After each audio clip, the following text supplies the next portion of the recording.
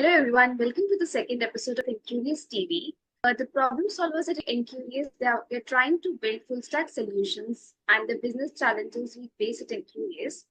So here we are building dashboards in Power BI to showcase learning snapshots. We are building data warehouses in Snowflake to create a single source of truth for data required for learning analytics. We are building Azure and GCP-based data pipelines blended with Databricks. And we are also building AI native apps to automate our mundane workflows. So we are doing a lot of great work here. And just to discuss one of the small pieces of work, today I have invited my colleague and data engineer, Miss Saili, with us. We'll talk about the latest problem she has been solving and hope we'll have a great learning. Hi, Saili, how are you? Hi, Mansi. I'm good. How have you been? I am good too. Thanks for asking. Oh, great. So I hope you're going to share us an interesting problem statement today. Definitely. Okay. So are you ready for it? Shall we begin? Yes, we can. Okay. So the first question I have for you is, tell me an interesting problem you have recently worked on in data engineering. Okay. So I feel data engineering is an interesting field. Okay. So I work on a lot of problem, but I'll talk about one problem which recently I was working on. Okay. Which was building an end-to-end ETL pipeline.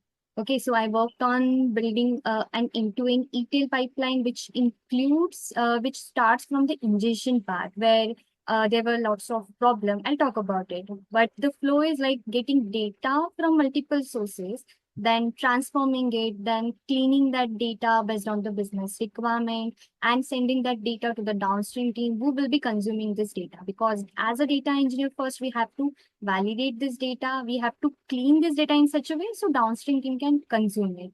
Okay. Yeah. And then while doing this, we have to take care of the ingestion process. Like if again, as a data engineer, you are not going to deal with one source, right? There will be multiple sources. So when I say multiple sources, it can be your database, it can be your data lake, it can be data warehouse, any of the data storage system which stores the data, and from where we can ingest the data.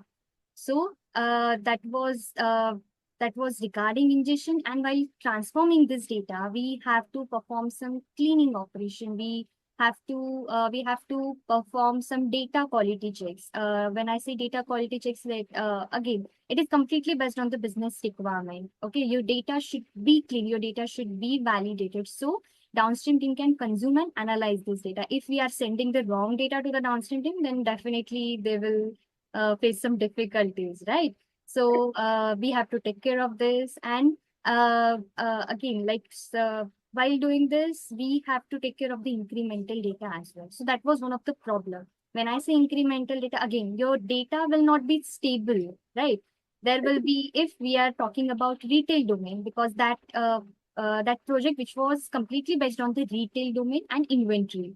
And when I say retail domain, customers are coming to the e-commerce website. They are accessing the website application, and customers data is generated. But the customers can place multiple orders at any time. It means we are getting new customers as well.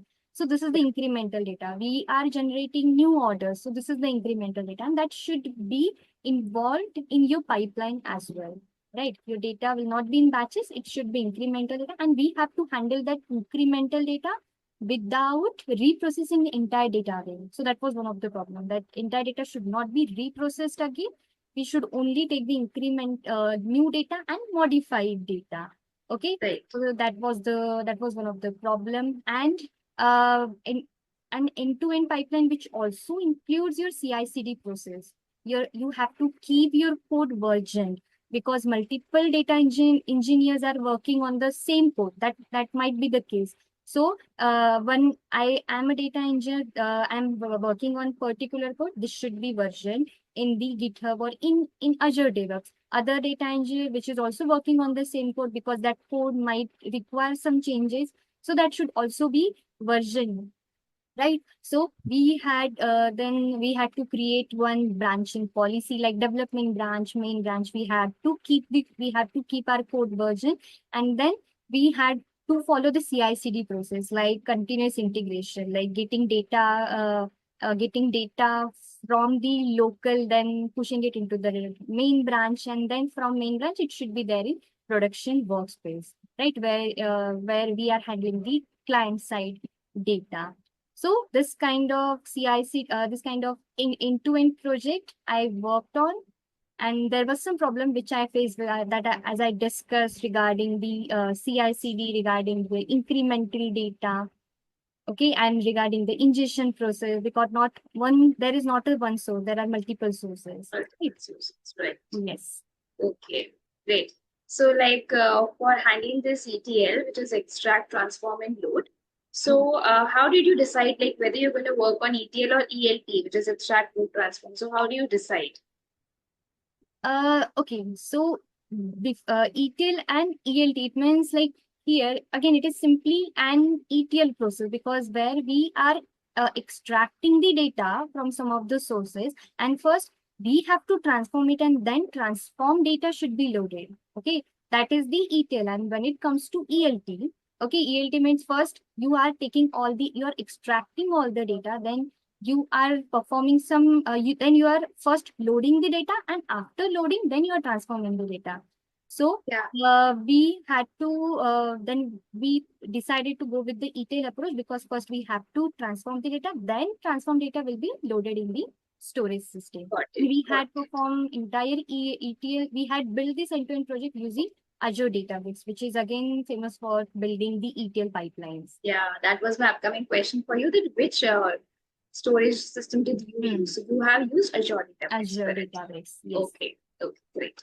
So coming to the next question, what I have for you is, so can you talk about some of the challenges you have faced while solving this problem, and like how did you navigate it? That these are the challenges you have been facing. Yes. So the challenges were, first challenge that is there in regarding the ingestion process. Okay.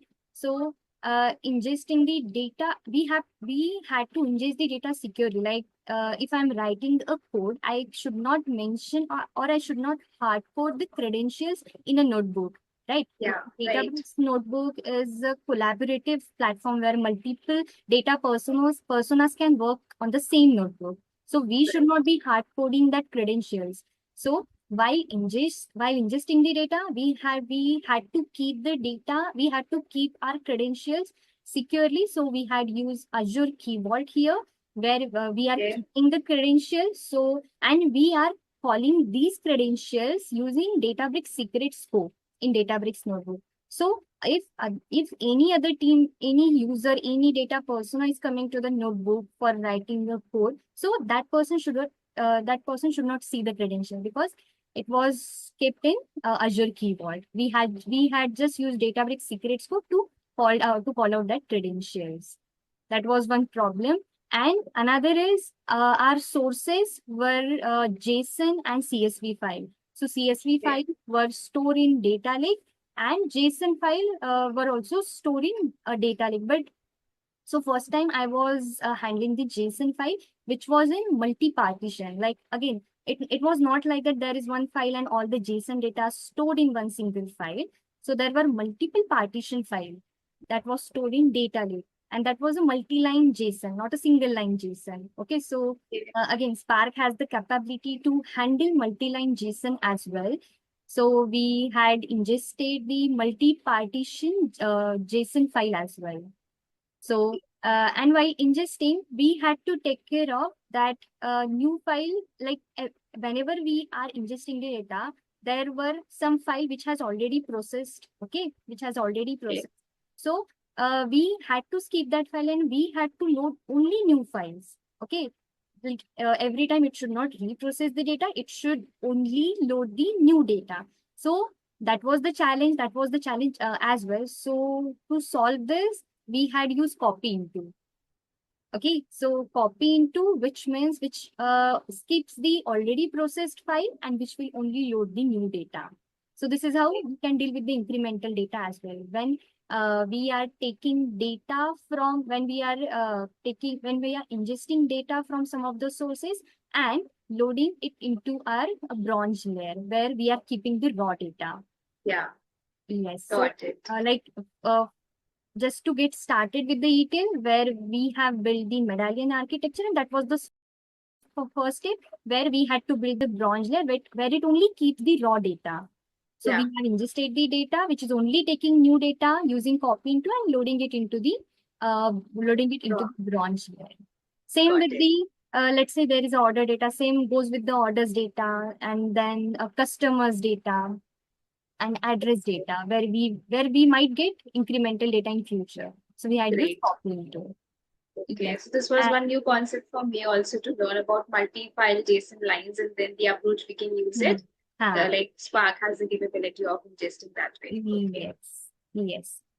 And another challenge can be another challenge. It will be regarding the pre-commit checks. Like while building the entire pipeline, while Yeah, keeping your code version into GitHub or Azure DevOps, we can add pre-commit checks, pre-commit hook, which is checking your code formatting. Okay, which is checking your code quality. Like there should not be the blank spaces in code, there should not be the new lines. Okay, so these kind of yeah. so pre-commit checks. There was a problem regarding pre-commit checks that we have created a script which is checking the code and then committing our code into the uh, development of main branch. Yes, that was one of the challenge. And regarding incremental data, again, we had to take the new data from loading our data into from loading data into the silver layer from bronze layer. So that time we have ingested incremental data only by using CDF, change data field.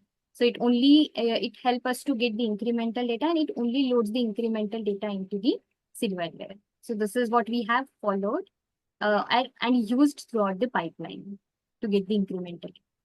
Okay. So just by like using CTF, as you said, you can just simply load the data from bronze to silver layer. Yes, CDF Need not. and yes, one another thing which is merge into. Acha. Yes, Okay. which is checking key column. Is it available or not? If it is available, then only It, it will update the data. If it is not available, then it insert the data. okay. Yes. Great. It's like in pandas also we have that merge, so that way it just merges both the Yes. like sort of Okay. data. Got it. Got it. Great. So moving on to the next question. What has been your learning during this whole exercise? Like what skills did you pick up? What concepts did you learn? Like something which you didn't know earlier and now you got to know from this experience. So can you just explain that? Yes. So the new concept again, I just discussed now incremental, Yeah, right? So right. using CDF. So as we have been storing our data into the Delta table, and Delta table or Delta Lake, which is a very powerful thing, which helps us to perform the schema evolution. When I say schema evolution, let's say when there are some new schema, okay, there is already a target table which is having 4 columns, and we had to merge new schema that is there in source. Let's say there are 2 extra new column which is there in source, and we have to merge the schema from target and source. Okay, so that time we had used schema evolution. Uh, this is the concept, and we had performed schema evolution using merge schema. So it will merge old schema with the new schema because we cannot create new tables every time with the new schema, right? Yeah, We have already a table in our target, so we can just use merge schema. So it will merge old schema with the new schema. That was the new learning. And using merge into, we were able to load the incremental data. We were able to perform the SAD one, slowly changing dimension, and we had built the YAML script, which is performing the CI/CD, which is performing the CI/CD pipeline, which is help to build us the CI/CD pipeline. So that was the new learning for me. Incremental data, CI/CD, pre-commit checks, then copy into like getting new data from source into the branch. Yes. So this yeah, is the new learning for me. yeah. From this, even I have learned like how to take new data from bronze to silver. Mm. So, Yes. okay. The next question is like, can you talk about how AI assisted your problem solving journey? How much ChatGPT did you actually use? Yes. Yeah. So everyone is getting involved with the chat GPT or any AI model. Yeah, So Here, in my journey, ChatGPT was really helpful throughout this Okay. project. And not ChatGPT, I also tried to take help from the Databricks assistant, which is a specific to a Databricks. Okay, let's say Okay. I am getting any particular error. I'm running copy into command. I'm getting any particular error. So, so Databricks directly gives me an option called diagnose error. So when I click on diagnose error, it starts giving me the multiple option or multiple approaches that I can include in my code. So I do not have to switch multiple tabs to go to ChatGPT. So I can directly ask Databricks assistant to give me the code. So this is Okay. how that Databricks code assistant helped me. And even if I want to learn any new thing, let's say I'm not sure about how Delta Lake works, so I can directly mention, like, tell me how Delta Lake works. So it will give me good options and the theoretical knowledge which is required. So this is how Databricks assistant helped me. And again, ChatGPT was also useful to generate a code as well. Okay, so just a quick question on this only. Like, how much do you think was ChatGPT more helpful or Databricks assistant? Because personally, from my experience, if I'll say, if I'm trying to run some piece of code in Databricks and I'm diagnosing the error, then Hmm. the solution which Databricks is providing usually doesn't work for me as far as I've worked here. But the same error, if I ask ChatGPT to solve it, the solution works. Yes. So, in your experience, which was more helpful to you? Yeah, it depends on use cases. Let's say if you're Ha, looking for any generic use cases which does not require data, because Databricks assistant when is worked on the data that you have in Databricks, right? It is following that that is model, also true. Unity Yeah. catalog, Delta Lake, whatever tables you are having, the Databricks is aware of that if you are mentioning. So if you're particular looking for the data which Databricks is having, that time Databricks assistant is useful. And if you're looking for any generic solution, then ChatGPT is useful. If you're having some errors related to the tools and services we're using for the Databricks, at Yes, that time, that will be helpful and it's just general in ChatGPT will be helpful. yes, correct. That's true. Correct. Okay. So the last question we have for this podcast is, can you just give me a quick walkthrough of any of the solution artifacts you have worked on? Definitely. I would If like you want, you can share your screen. Yeah, to. please go And ahead. my screen. My screen visible? Yeah, it's visible. Okay, great. I hope you are able to see this architecture. Yeah. Okay. So this is the architecture that we have been talking about. Like using Azure Databricks, we have built this medallion architecture. Okay, like there were multiple sources. You can see here JSON Yeah. file, then database, then CSV file stored in data lake. Okay, and here we have built the entire medallion architecture. You can see using Azure Databricks, we are building bronze Delta Lake. Again, same goes with silver and gold. Okay, and we have to manage all the credentials securely, so we are using Azure Key Vault. And then we have kept all the credentials securely here, and then we are calling the credentials into Databricks using secret scope, so no one will be able to Yeah. see credentials, and it should not be the hard coded. Okay, and another thing which is Azure DevOps CI/CD. So we have used Azure DevOps for CI/CD, where we are creating branches and where we are keeping our code version, and where we trying to get the automation, like from development works. How should we deploy entire pipeline from development to production workspace? So Azure DevOps is helping us to implement it automatically. Okay. And workflow Okay. orchestration here, again, your pipeline should be it should be automated, should be orchestrated. So again, in production, so once you run the CI/CD pipeline, then it will automatically create a job in production workspace, and that time it will orchestrate that pipeline in production workspace as well. Okay. So this was the architecture that we have built, and using Databricks, we have created multiple artifacts. So here, one thing I learned here, like if we want to build a CI/CD pipeline, okay, we want to build a CI/CD pipeline. How should we maintain our notebooks? Again, Yeah. you should not be creating building bronze layer, building silver layer. So there should be the pattern that you have to follow, right?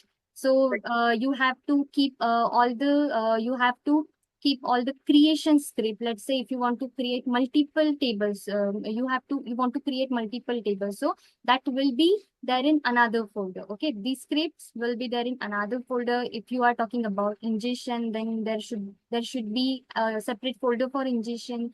Then there should be a separate folder for cleaning.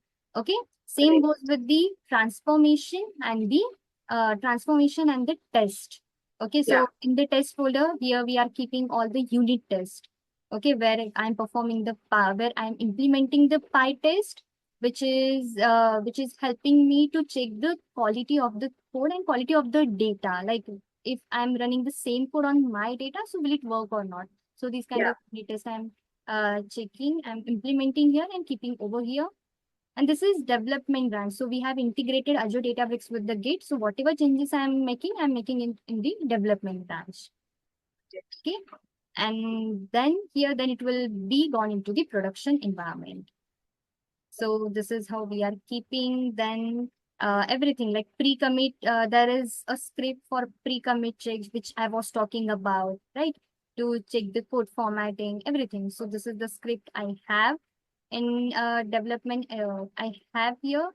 And another thing, which is the Azure Pipeline YAML. So this is an entire script which will, when there is a pull request in a development in a Azure DevOps, so that time the script will run. Okay, when we raise the pull request, that time the script will run and it will check everything while merging it into the main branch.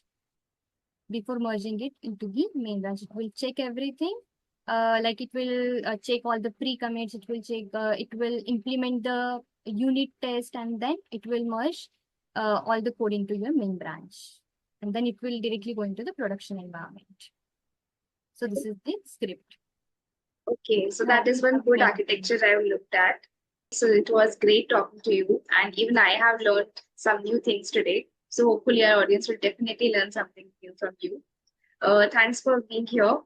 Let's meet in some other episode for discussing some new problem statement. Sure. Thank you. Bye. Take care. Fine. Thank you so much.